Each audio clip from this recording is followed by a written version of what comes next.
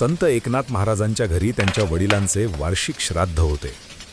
त्या काळी श्राद्धाचा विधी अत्यंत कडक नियम आणि सोहळ्यात पाळला जात असे. श्राद्धाच्या दिवशी सकाळीच घरामध्ये सुवासिक पक्वान्ने, पुरणपोळ्या आणि भाज्यांचा स्वयंपाक तयार झाला होता. दुपारी ब्राह्मणांना जेवण देण्यापूर्वी त्या अन्नाचा सुगंध बाहेर रस्त्यापर्यंत दरवळला. तिथून काही अस्पृश्य मानले जाणारे लोक म्हणजेच महार समाजाचे बांधव हातामध्ये झाडू आणि टोपल्या घेऊन जात होते. अन्नाचा सुगंध येताच त्यांच्यातील एक जण म्हणाला, "काय हा सुंदर वास! पण हे अन्न आपल्या नशिबात कुठे? आपल्याला तर नेहमी उष्टे माष्टेच मिळते." खिडकीत उभे असलेल्या एकनाथ महाराजांनी हे शब्द ऐकले. त्यांचे हृदय द्रवले. त्यांनी विचार केला की ज्यांना समाजाने बहिष्कृत केले आहे अशा भुकेलेल्या जीवांना सोडून मी देवाला किंवा पितरांना कसे तृप्त करू शकेन. शास्त्राप्रमाणे आधी ब्राह्मणांनी जेवणे आवश्यक होते, परंतु महाराजांनी त्या भुकेलेल्या लोकांना आत बोलावले. लोक घाबरले. "महाराज, आम्हाला विटाळ होईल, ब्राह्मण रागावतील." पण महाराजांनी प्रेमाने त्यांना घरात बसवले आणि स्वतः आपल्या हाताने वाढून त्यांना तृप्त केले. त्या गरिबांनी पोटभर जेवण केले आणि दुवा देत ते तिथून निघून गेले. जेव्हा पैठणच्या कर्मठ ब्राह्मणांना हे समजले तेव्हा त्यांना मोठा धक्का बसला.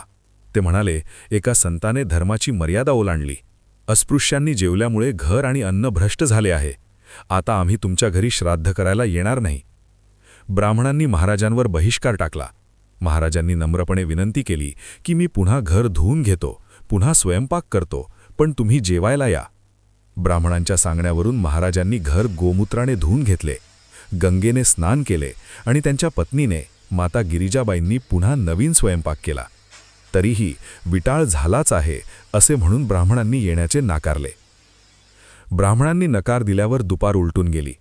आता काय करावे? महाराजांनी भगवंताचा आणि आपल्या पितरांचा मनोमन धावा केला. त्यांनी मनोभावे प्रार्थना केली की मी जे काही केले ते केवळ भुकेलेल्या जीवांची तहान भागवण्यासाठी केले. जर माझी भक्ती सच्ची असेल तर हे भोजन स्वीकारले जावे. तेवढ्यात एक चमत्कार झाला.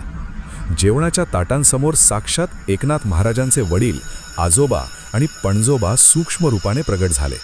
त्यांनी महाराजांनी तयार केलेले अन्न अत्यंत आवडीने ग्रहण केले. ब्राह्मणांशिवाय श्राद्धविधी पार पडला. थोड्या वेळाने काही ब्राह्मण लांबून हे दृश्य पाहत होते. त्यांना दिसले की महाराजांच्या घरी कोणीतरी अनोळखी पण तेजस्वी लोक जेवत आहेत. जेव्हा ते जवळ आले तेव्हा त्यांना आपली चूक उमजली.